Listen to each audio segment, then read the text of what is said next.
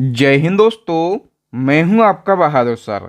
और दोस्तों, आज के इस वीडियो में हम लास्ट 12 मंथ के करंट अफेयर्स के कुछ मोस्ट इंपोर्टेंट क्वेश्चन को डिस्कस करने वाले हैं। दोस्तों, मैंने इस वीडियो में जितने भी क्वेश्चन सेलेक्ट किए हैं सारे के सारे क्वेश्चन इंपॉर्टेंट और अच्छे लेवल के क्वेश्चन हैं। और दोस्तों, इन सभी क्वेश्चन को हम बिल्कुल डिटेल में विथ एक्स्ट्रा फैक्ट के साथ में डिस्कस करेंगे।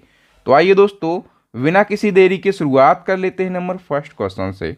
नंबर फर्स्ट क्वेश्चन है, मध्य प्रदेश के रातापानी बाघ अभ्यारण्य का नाम किस प्रसिद्ध पुरातत्वविद के नाम पर रखा जाएगा। तो दोस्तों, रातापानी बाघ अभ्यारण्य मध्य प्रदेश का है और इसका नाम जो है डॉक्टर विष्णु श्रीधर बाकड़कर के नाम पर रखा जाएगा। हम थोड़ी सी डिटेल और जानेंगे। दोस्तों, मध्य प्रदेश के रातापानी बाघ अभ्यारण्य का नाम प्रसिद्ध पुरातत्वविद डॉक्टर विष्णु श्रीधर बाकड़कर के नाम पर रखा जाएगा। और ये घोषणा करी है मध्य प्रदेश के सीएम डॉक्टर मोहन यादव ने।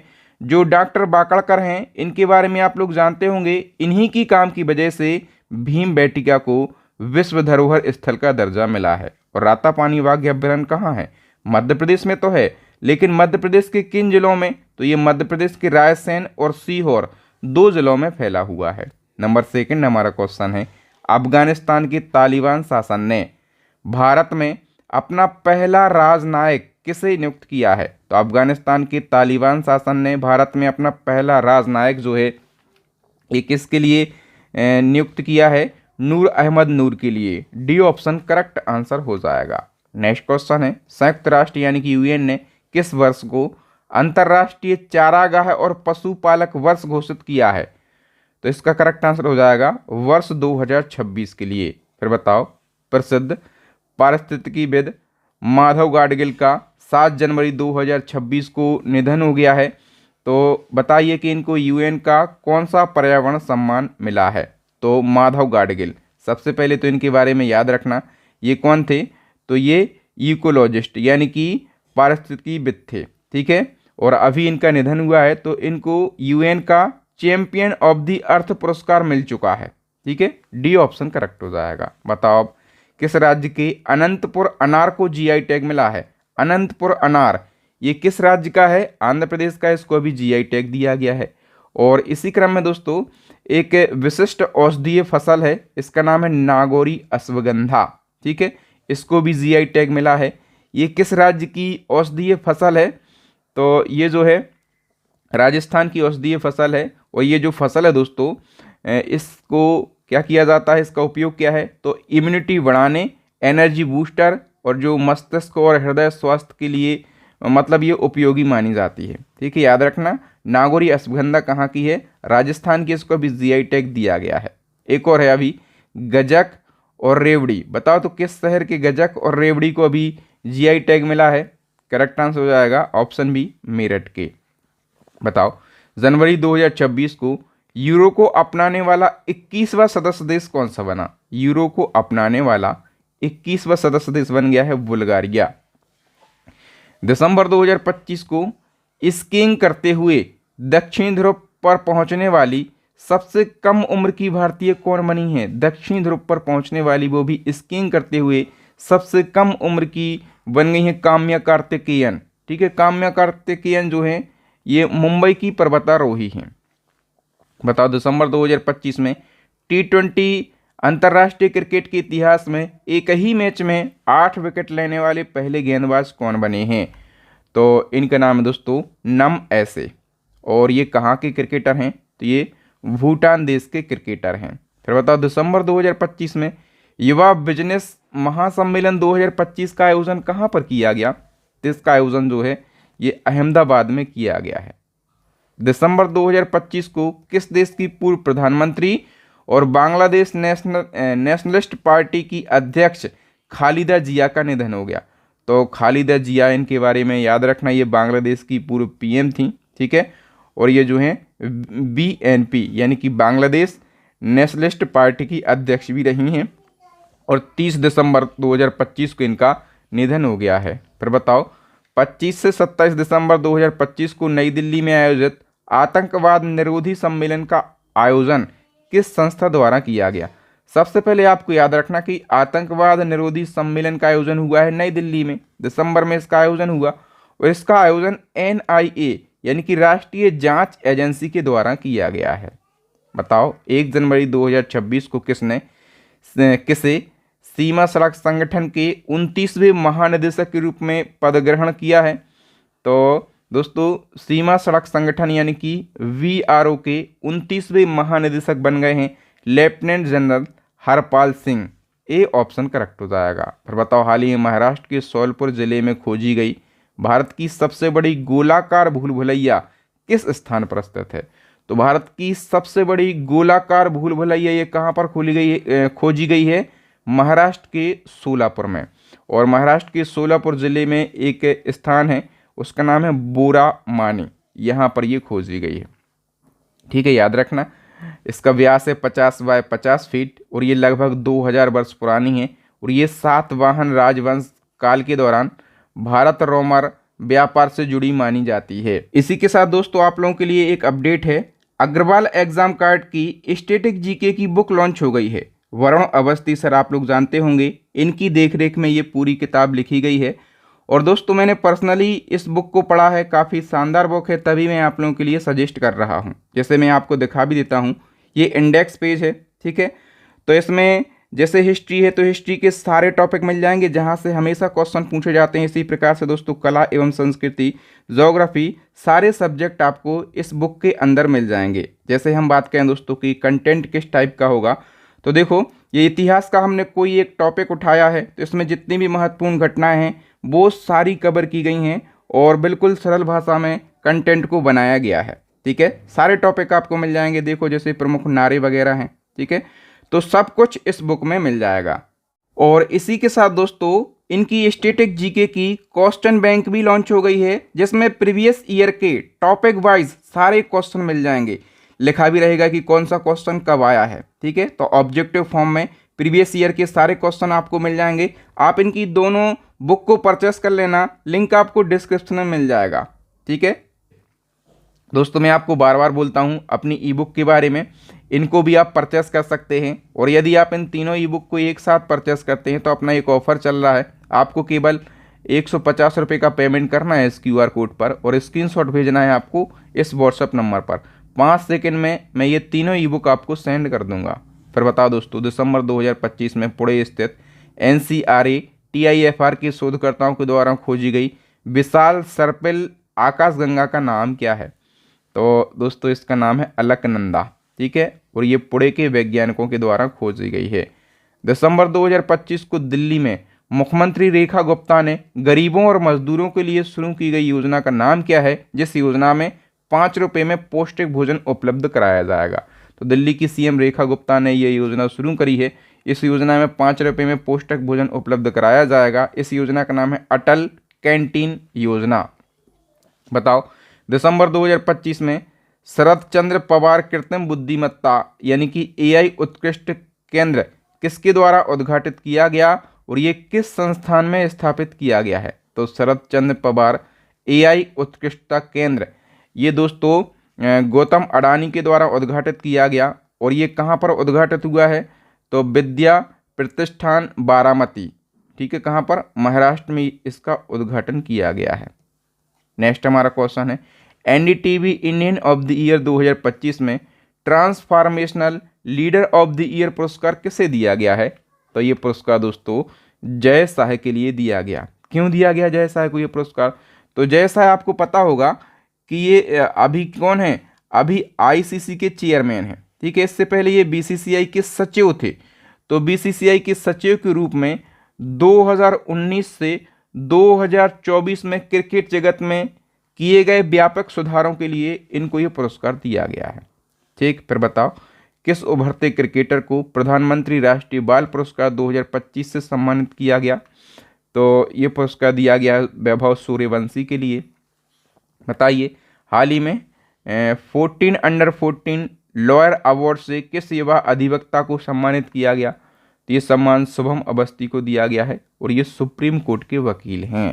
फिर बताओ महात्मा गांधी राष्ट्रीय ग्रामीण रोजगार गारंटी अधिनियम, इसको बोलते हैं मनरेगा, और इसका नया नाम क्या किया जाएगा? मोस्ट इम्पोर्टेंट क्वेश्चन है, इसका मनरेगा का नया नाम जो है ये क्या किया जाएगा? विकसित भारत रोजगार एवं आजीविका गारंटी मिशन। हम डिटेल से समझते हैं। देखो दोस्तों, केंद्र सरकार ने मनरेगा की जगह एक नया कानून लाने जा रही है केंद्र सरकार, और प्रस्तावित कानून का नाम क्या है? तो इसका नाम है विकसित भारत गारंटी फॉर रोजगार एंड आजीविका मिशन ग्रामीण बिल 2025। इसको शॉर्ट में वीजी रामजी बिल 2025 कहा जाएगा। वीजी रामजी याद रखना।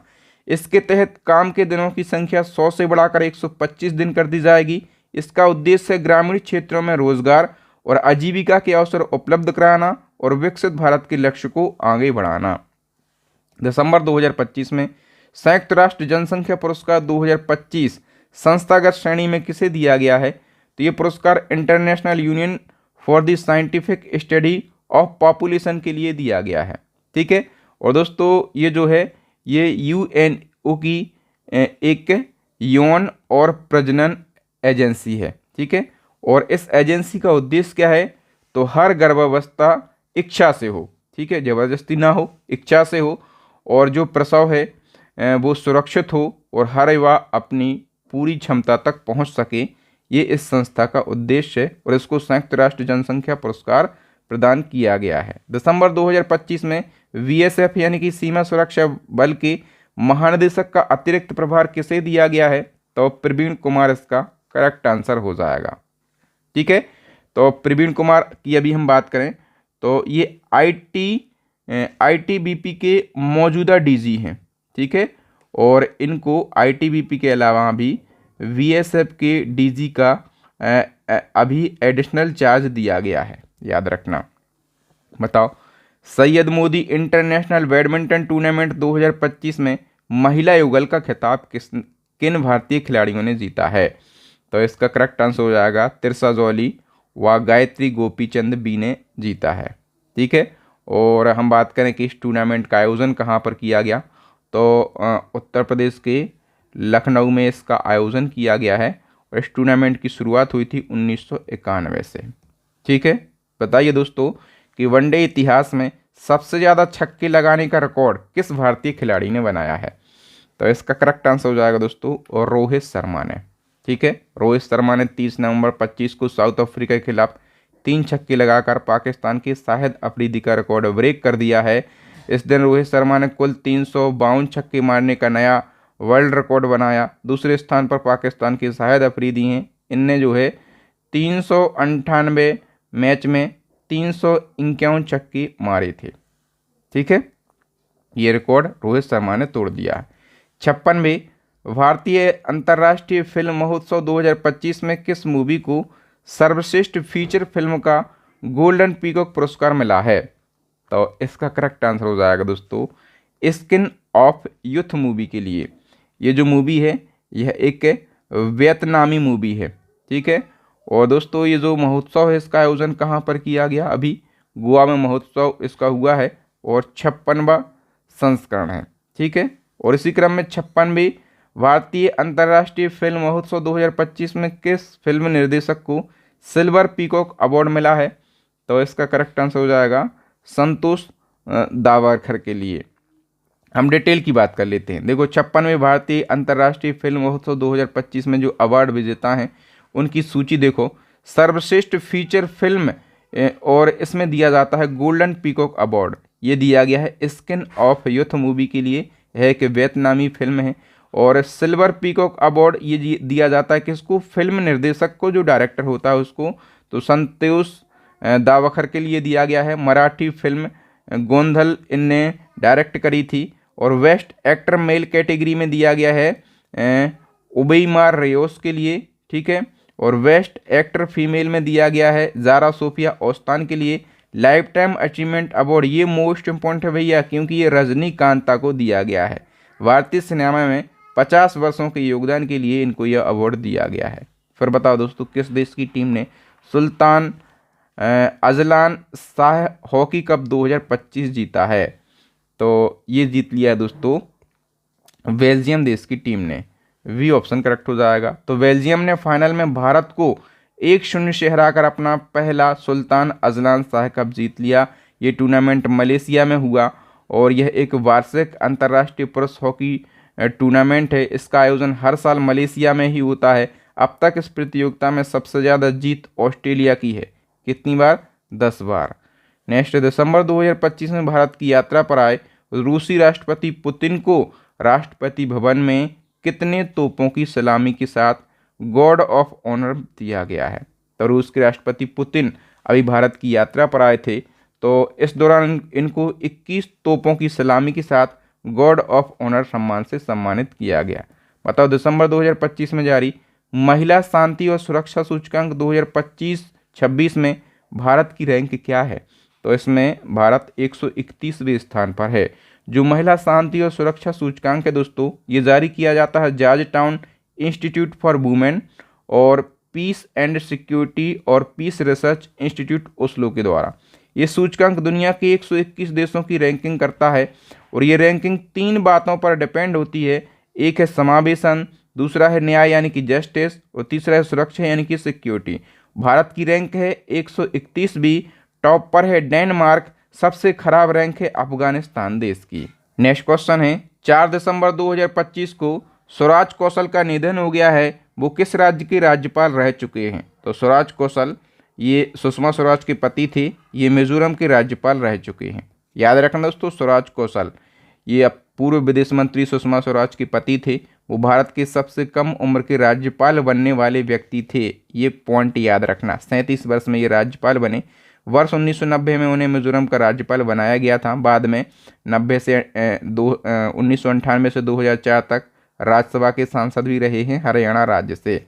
फिर बताओ, भारत का पहला वाटर पॉजिटिव एयरपोर्ट कौन बना है? तो इसका करेक्ट आंसर हो जाएगा इंदिरा गांधी राष्ट्रीय हवाई अड्डा। बी ऑप्शन करेक्ट हो जाएगा। और ये कहाँ पर है? दिल्ली में है। अच्छा, यहाँ पर वाटर पॉजिटिव शब्द यूज हुआ है, इसका मतलब क्या होता है? तो जितना पानी एयरपोर्ट इस्तेमाल करता है उससे ज़्यादा पानी वह प्रकृति को वापस लौटा देता है, कैसे भी करके। ठीक है, वो पानी को बचाकर या कैसे भी करके जितना पानी एयरपोर्ट उपयोग करेगा उससे ज़्यादा पानी वो एयरपोर्ट प्रकृति को लौटा देगा। ये होता है वाटर पॉजिटिव। ठीक है। नेक्स्ट क्वेश्चन है, केंद्रीय अप्रत्यक्ष कर एवं सीमा शुल्क बोर्ड यानी कि सीबीआईसी का नया चेयरमैन किसे नियुक्त किया गया है? विवेक चतुर्वेदी के लिए सी ऑप्शन करेक्ट हो जाएगा। भारत और किस देश की सेना के बीच संयुक्त सैन्य अभ्यास एक्यूवेरन तिरुअनंतपुरम में आयोजित हुआ है? तो एक्यूवेरन जो है ये भारत की सेना और मालदीव की सेना के बीच में हुआ और तिरुअनंतपुरम में इसका आयोजन किया गया है। ठीक है, कौन सा संस्करण है? 14वां संस्करण इसका हुआ है। और इस अभ्यास में भारत की तरफ से गढ़वाल राइफल्स के 45 सैनिक शामिल हुए हैं। इसका उद्देश्य भारत और मालदीव के बीच साझा सुरक्षा चुनौतियों से निपटने की क्षमता को बेहतर बनाना। बताओ, दुनिया की सबसे कम उम्र में फीडे रेटिंग पाने वाले चेस खिलाड़ी कौन बने? सबसे कम उम्र में फीडे रेटिंग पाने वाले चेस खिलाड़ी जो हैं ये सर्वज्ञ सिंह कुशवाहा बन गए हैं। ठीक है, और याद रखना ये कहाँ से बिलोंग करते हैं सर्वज्ञ कुशवाहा? तो जहाँ से मैं बिलोंग करता हूँ मध्य प्रदेश के सागर जिले से ये बिलोंग करते हैं। इनकी उम्र कितनी है? तो ये 3 साल और कितने महीने के हैं? तो 3 साल 7 महीने के ये हैं। ठीक है, और इनको ओवरऑल रैपिड रेटिंग कितनी दी गई है? 1572 रेटिंग इनको दी गई है। याद रखना, मोस्ट इंपॉर्टेंट क्वेश्चन है ये। भारत की हेरिटेज फुटबॉल रैंकिंग 2024-25 के अनुसार देश में सबसे ज़्यादा कौन सा स्मारक देखा गया? तो दोस्तों इस रैंकिंग के अनुसार सबसे ज़्यादा स्मारक देखा गया है ताजमहल। सी ऑप्शन करेक्ट हो जाएगा। लोकसभा ने हेल्थ सिक्योरिटी से नेशनल सिक्योरिटी सेस विधेयक पारित किया। इसके तहत किन प्रोडक्ट पर अतिरिक्त टैक्स लगेगा? तो पान मसाला पर, ये जो विधेयक है इसके तहत पान मसाला पर अतिरिक्त टैक्स लगेगा। हॉलीवुड के प्रसिद्ध स्क्रीन राइटर और ऑस्कर विजेता टॉम स्टॉपर्ट को किस नाटक के लिए ऑस्कर मिला था? तो करेक्ट आंसर हो जाएगा दोस्तों शेक्सपियर इन लव के लिए। फिर बताओ, किस राज्य की ओरेयूर सूती साड़ी को जीआई टैग मिला है? तो ओरेयूर सूती साड़ी ये तमिलनाडु की है, इसको अभी जीआई टैग प्रदान किया गया। फिर बताइए कि ऑक्सफोर्ड यूनिवर्सिटी प्रेस ने Oxford word of the year 2025 किसे घोषित किया है? तो करेक्ट आंसर हो जाएगा रेजबेट वर्ड के लिए। ठीक है, अच्छा ये जो रेजबेट वर्ड है ये क्या है दोस्तों? यह एक इंटरनेशनल स्लैंग है, ठीक है। और इसका मतलब क्या होता है, ऐसा कंटेंट जो लोगों को जानबूझकर गुस्सा दिलाने या फिर उकसाने के लिए बनाया जाता है ताकि लोग सोशल मीडिया पर ज़्यादा कमेंट, शेयर और एंगेजमेंट मिल सके, ठीक है। मतलब जो रेज बेट शब्द है, इसका मतलब होता है कि लोगों को जानबूझकर गुस्सा दिलाओ ताकि आप उनको गाली बकें, कुछ ना कुछ करें ताकि उनके कंटेंट को रीच मिल सके, ठीक है।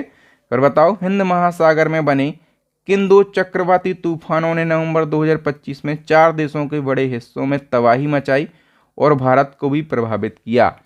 तो दोस्तों कौन कौन से वो तूफान हैं? एक है हिदवाह और दूसरा है सैन्यार। सी ऑप्शन करेक्ट हो जाएगा। भारतीय जनसंख्या अध्ययन संघ के अनुसार वर्ष 2080 में भारत की जनसंख्या स्थिर हो जाएगी, तो ये कितनी होगी? करेक्ट आंसर हो जाएगा 1.8 से 1.9 अरब, ठीक है। ए ऑप्शन करेक्ट हो जाएगा। अक्टूबर 2025 को प्रसिद्ध कवि, लेखक और शिक्षाविद पंडित रामदरस मिश्र का निधन हो गया है। इनको किस रचना के लिए सरस्वती सम्मान दिया गया था? तो मैं तो यहाँ हूँ रचना के लिए इनको सरस्वती सम्मान दिया गया था। पंडित रामदरस मिश्र में फेमस पर्सनालिटी है, प्रसिद्ध कवि, लेखक और शिक्षाविद थे। निधन हुआ 31 अक्टूबर को।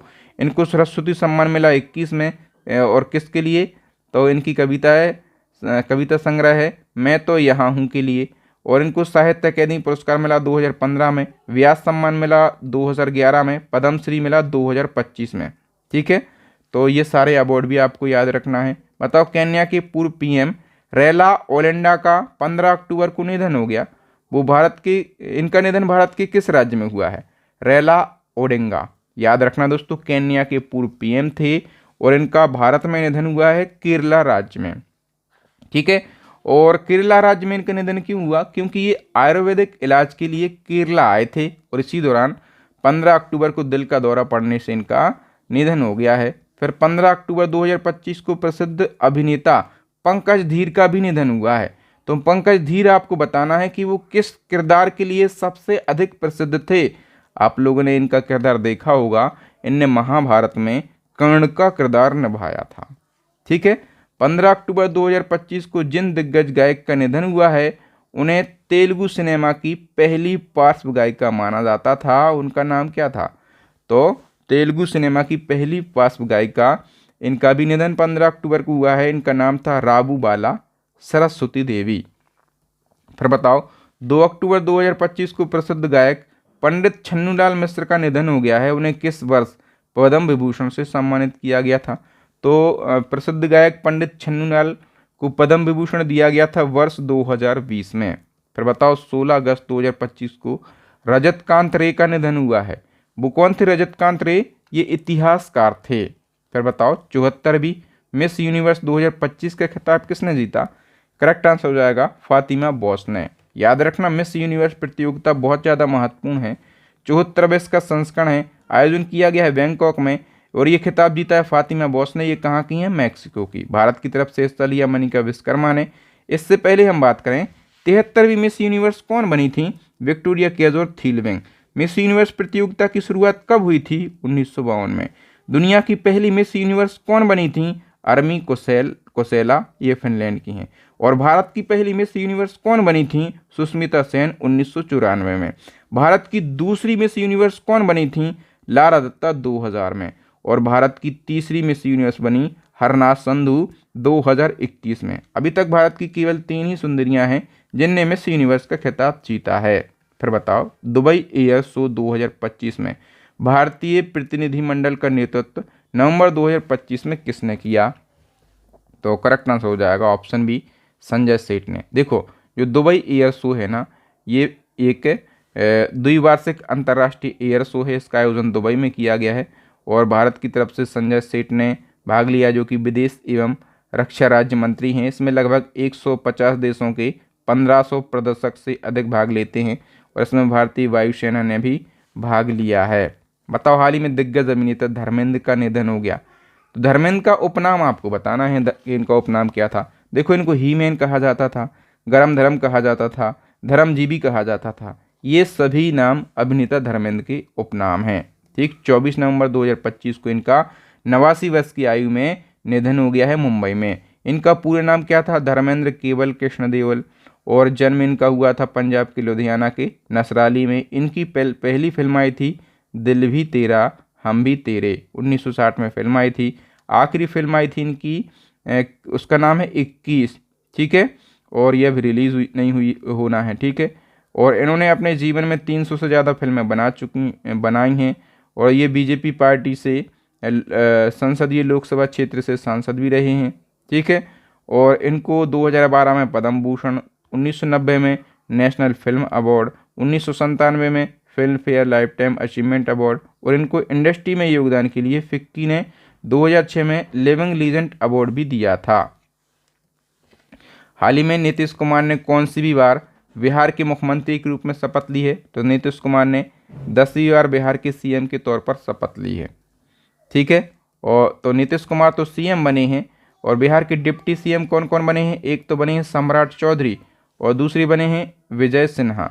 शपथ ग्रहण समारोह हुआ है पटना में, और नीतीश कुमार को सर्वसम्मति से विधायक दल का नेता चुना गया। बिहार विधानसभा में 243 सदस्य हैं, ठीक है। एनडीए ने कुल 202 सीटें जीती हैं।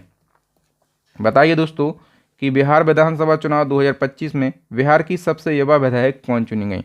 बिहार की सबसे युवा विधायक मैथिली ठाकुर चुनी गई हैं। आप लोग इनको जानते होंगे, इनकी उम्र 25 साल है। बिहार की दरभंगा सीट का नाम याद रखना, दरभंगा जिले की एक सीट है अलीनगर विधानसभा सीट, ठीक है। तो अलीनगर विधानसभा सीट से ये विधायक चुनी गई हैं। कौन है? प्रसिद्ध लोक गायिका हैं, पूरे देश में ये इनकी लोकप्रियता है। फिर बताइए टेनिस का वर्ल्ड कप कहे जाने वाले डेविस कप का खिताब किसने जीता? डेविस कप का खिताब जीत लिया है इटली ने, ठीक है। और इसका आयोजन भी इटली में हुआ है। उपविजेता कौन रहा है? तो स्पेन इसमें उपविजेता रहा है। लगातार दूसरी बार महिला कबड्डी वर्ल्ड कप 2025 के खिताब जीत लिया है अपने देश भारत ने, ठीक है। और लगातार दूसरी बार मतलब इसका ये दूसरा संस्करण है, ठीक है। पहला संस्करण जो है ये भी भारत ने जीता था, मतलब फर्स्ट एडिशन भी किसने जीता था? भारत ने। दूसरा भी किसने जीत लिया है? भारत ने। तो अभी दोस्तों हम बात कर रहे हैं अभी 2025 का ये आयोजन कहाँ पर किया गया? बांग्लादेश के ढाका में इसका आयोजन किया गया, और जीता है भारत ने है। तो भारतीय टीम की कप्तान का नाम बताओ। कप्तान का नाम पूछा जाएगा, ऋतु नेगी इनका नाम है, ठीक है। प्रो कबड्डी लीग के 12वें संस्करण का खिताब किसने जीता है? तो प्रो कबड्डी लीग की 12वें संस्करण का खिताब जीता है दबंग दिल्ली ने, ठीक है। और हराया किसको है? पुनेरी पल्टन को। कप्तानी किसने करी? तो मनप्रीत सिंह ने कप्तानी करी है। बताओ आईसीसी महिला क्रिकेट वर्ल्ड कप 2025 के खिताब किस देश ने जीता है? ये खिताब दोस्तों किसने जीता है? अपने देश भारत ने जीता है पहली बार, ठीक है। तो 47 साल के लंबे इंतजार के बाद भारत ने पहली बार महिला क्रिकेट वर्ल्ड कप का खिताब जीता। भारत ने फाइनल में साउथ अफ्रीका को हराया, ठीक है। आयोजन कहाँ पर हुआ? भारत और श्रीलंका दोनों देशों में। 13वां संस्करण है। इसका जो ऑफिशियल सॉन्ग है ये है ब्रिंग इट होम, और ये गाया है श्रेया घोषाल ने। कुल 8 टीमें शामिल हुई, 31 मैच खेले गए, जीता है भारत ने। कप्तानी करी हरमनप्रीत कौर ने। उपविजेता रहा है साउथ अफ्रीका। उद्घाटन मैच हुआ असम क्रिकेट एसोसिएशन में। फाइनल मैच हुआ डीवाई पाटिल स्टेडियम मुंबई में। विजेता टीम को 39 करोड़ रुपए की राशि दी गई है। सबसे ज़्यादा रन बनाए हैं साउथ अफ्रीका की लाउरा बोलबार्ट ने। सबसे ज़्यादा विकेट लिए हैं भारत की दीप्ति शर्मा ने। और फाइनल का प्लेयर ऑफ द मैच दिया गया है भारत की शेफाली वर्मा को। प्लेयर ऑफ द टूर्नामेंट दिया गया है भारत की दीप्ति शर्मा को। और 12वां महिला क्रिकेट वर्ल्ड कप जो है ये किसने जीता था?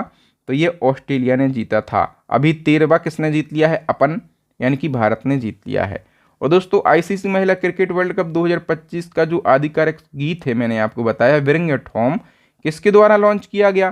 तो मैंने बताया था ये श्रेया घोषाल के द्वारा गाया गया, ठीक।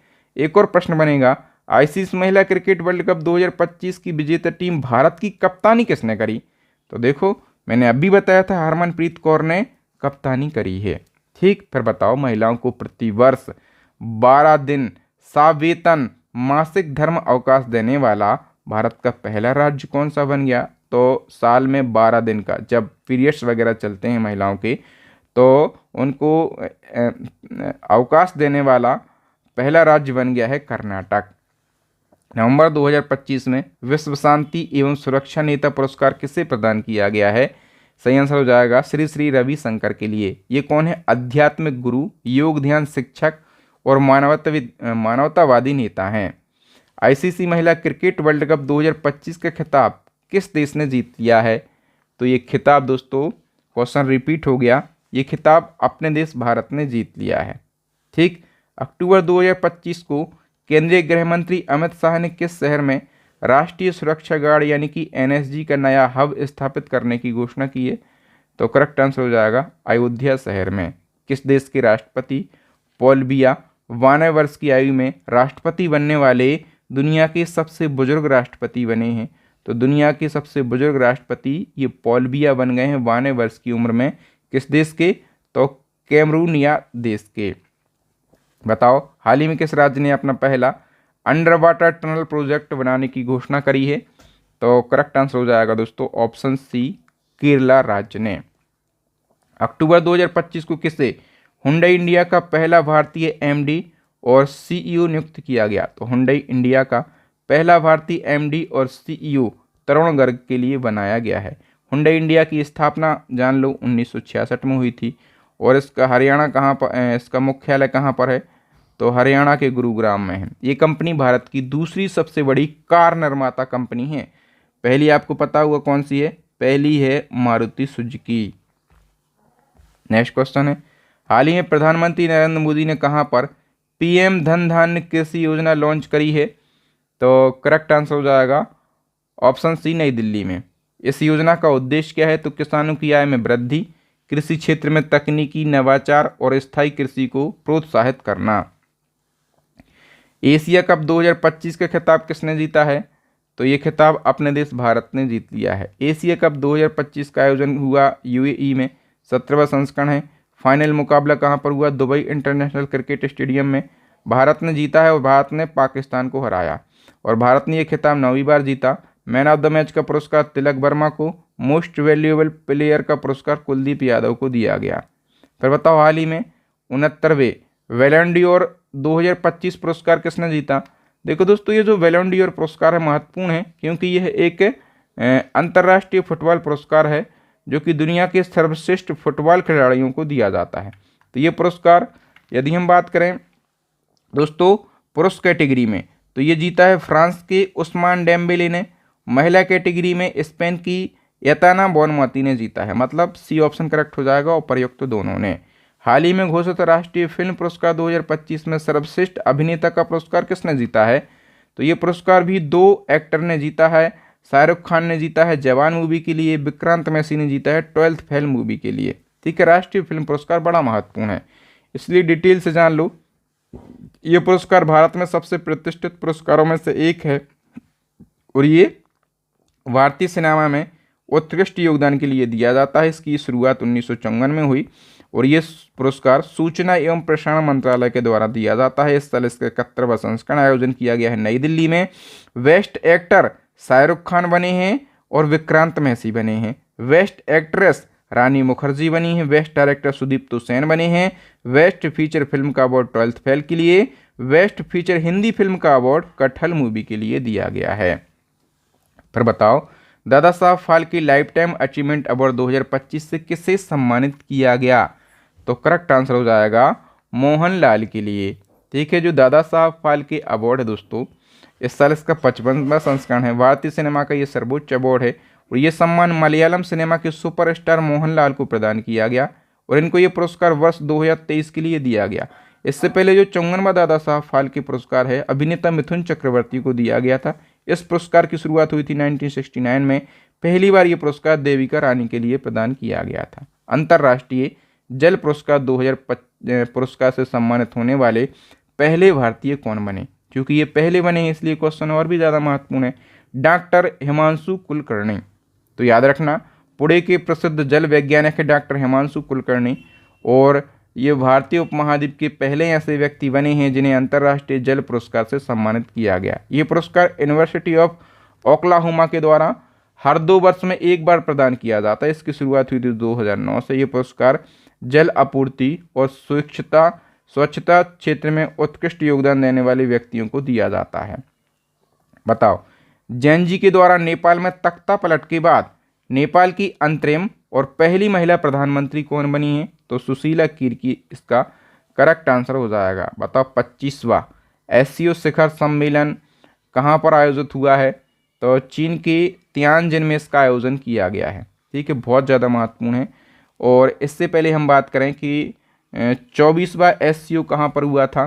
तो कजाकिस्तान के अस्ताना में हुआ था। ठीक है, दोनों आपको याद रखना है। बताओ 2025 का रेमन मैग्सेसे पुरस्कार पाने वाला पहला भारतीय एनजीओ कौन सा बना? तो भारत का पहला ऐसा एनजीओ जिसको रेमन मैग्सेसे पुरस्कार प्रदान किया गया है, उस एनजीओ का नाम है foundation to educate girl globally. इस फाउंडेशन को शॉर्ट में एजुकेट गर्ल कहा जाता है। ये महत्वपूर्ण है, जान लो आप। एजुकेट गर्ल भारत का पहला ऐसा एनजीओ है जिसको रेमन मैग्सेसे पुरस्कार दिया गया है। और ये एनजीओ जो है ये लड़कियों की शिक्षा को बढ़ावा देने और समाज में रूढ़िवादी सोच को बदलने के लिए शुरू किया गया। ठीक है, और इस एनजीओ की शुरुआत किसने करी? सफीना हुसैन ने। ठीक है, और दोस्तों रेमन मैग्सेसे पुरस्कार को एशिया का नोबेल पुरस्कार कहा जाता है। इसकी स्थापना 1957 में हुई थी और ये पुरस्कार 31 अगस्त को फिलीपींस की राजधानी मनीला में प्रदान किए जाते हैं। देखो 2025 में ये पुरस्कार भारत के एक एनजीओ एजुकेट गर्ल को तो दिया ही गया है, लेकिन 2 जनों को और दिया गया है। एक है मालदीव की शाहीना अली, ठीक है, और दूसरे हैं फिलीपींस के फिलिवियानो एंटोनियो एल वियानुएवा। नेक्स्ट है, हाल ही में भारत का पहला पूर्णतः डिजिटल साक्षर राज्य कौन सा बना है? तो इसका करेक्ट आंसर हो जाएगा ऑप्शन बी, केरला राज्य। ठीक है, मोस्ट इंपॉर्टेंट है। और अभी बताओ एक और क्वेश्चन है, भारत का पहला पूर्ण साक्षर राज्य कौन सा बना? तो पूर्ण साक्षर राज्य बन गया है मिजोरम। दोनों महत्वपूर्ण हैं।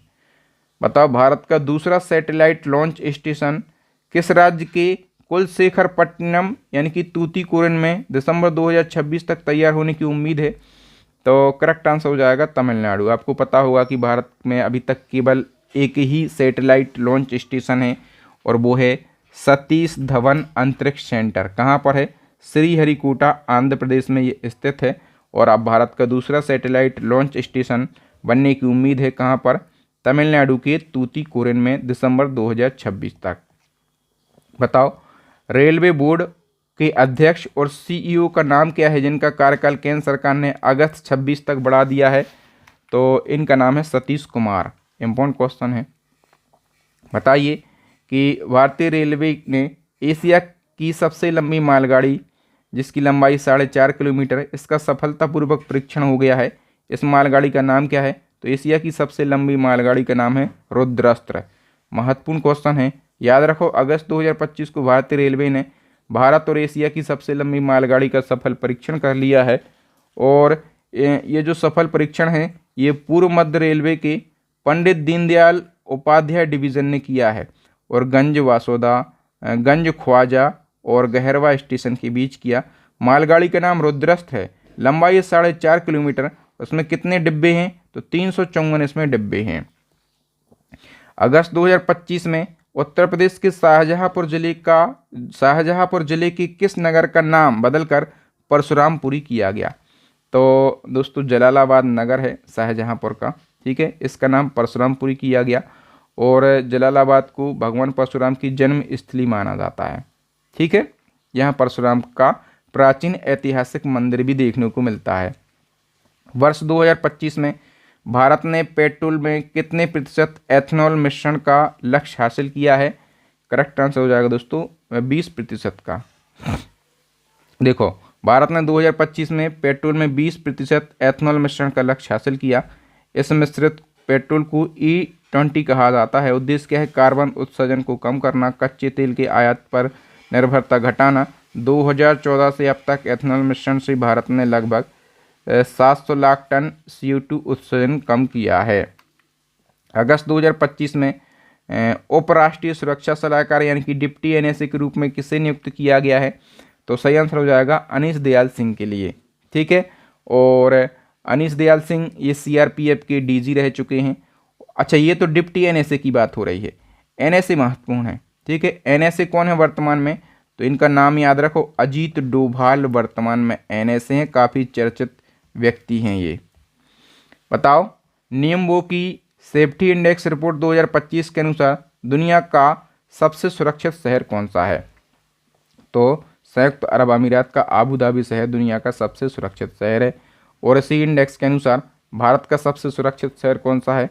कर्नाटक का बेंगलुरु भारत का सबसे सुरक्षित शहर है। देखो, नियमब्यो क्या है? एक स्वतंत्र ग्लोबल डेटा प्लेटफॉर्म है। इसके द्वारा अगस्त 2025 में सेफ्टी इंडेक्स रिपोर्ट 2025 जारी करी गई और इसके अनुसार लगातार 9वें वर्ष आबू धाबी दुनिया का सबसे सुरक्षित शहर में पहले स्थान पर है।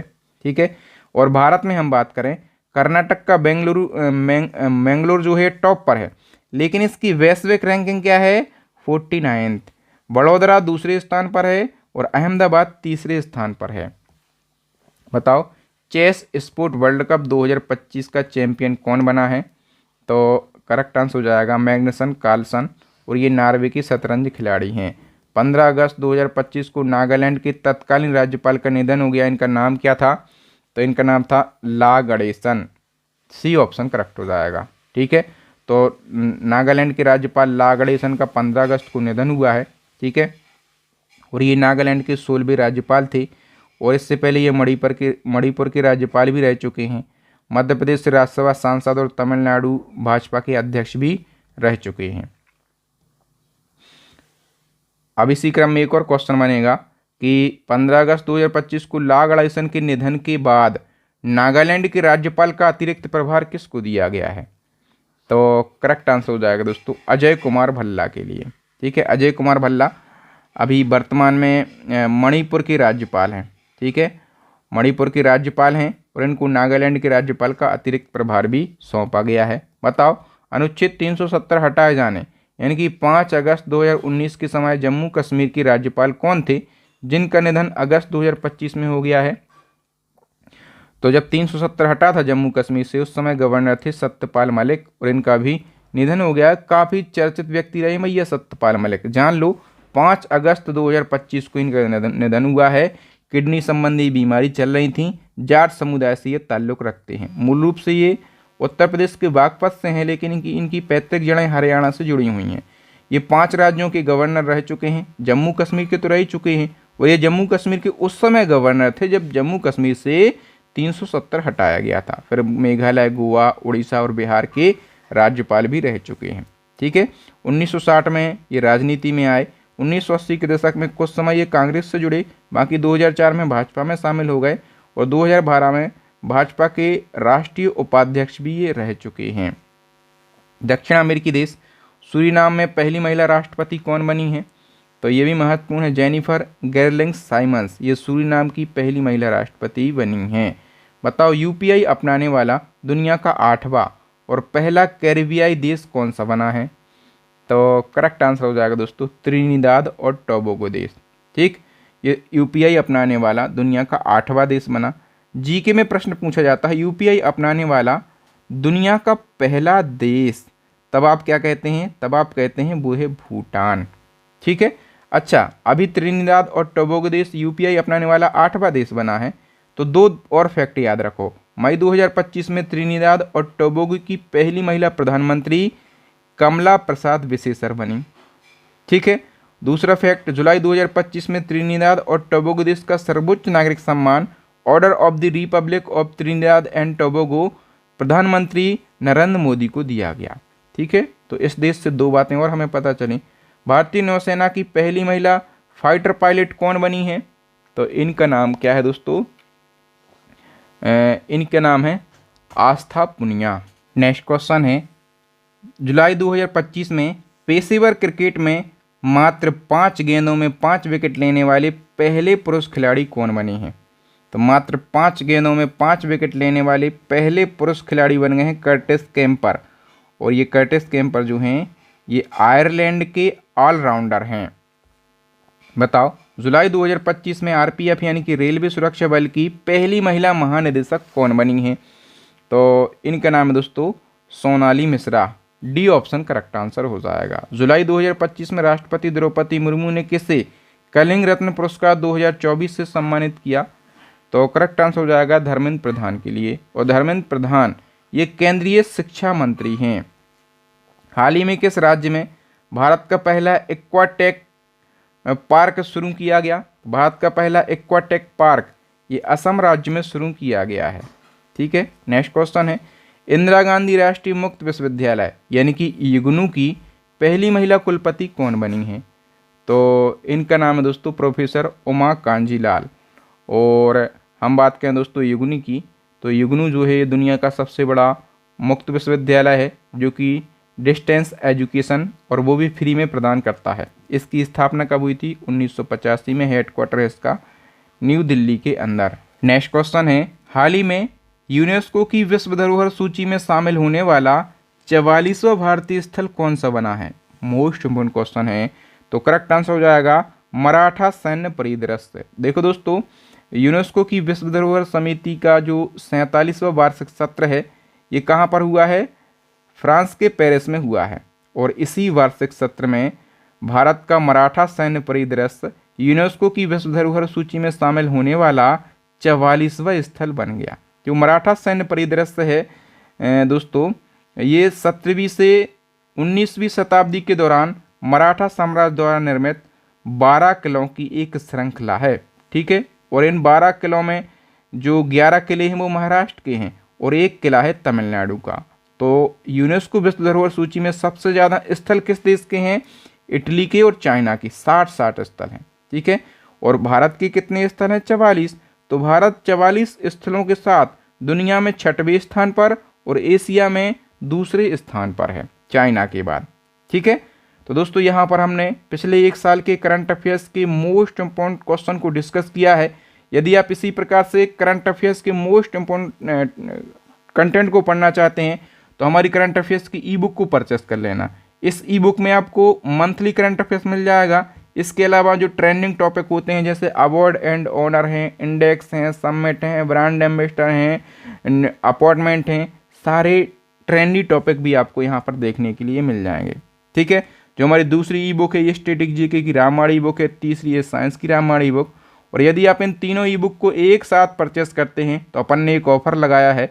मात्र आपको 150 रुपये का पेमेंट करना है इस QR कोड पर। पेमेंट होते ही आपको ये तीनों ई बुक आपके व्हाट्सएप पर मिल जाएंगी। ठीक है, तो थैंक यू। मुझे उम्मीद है कि आपको ये कंटेंट अच्छा लगा होगा। ठीक है, वीडियो को लाइक शेयर करें। और मैंने आपको एग्ज़ाम कार्ड की बुक के बारे में बताया है।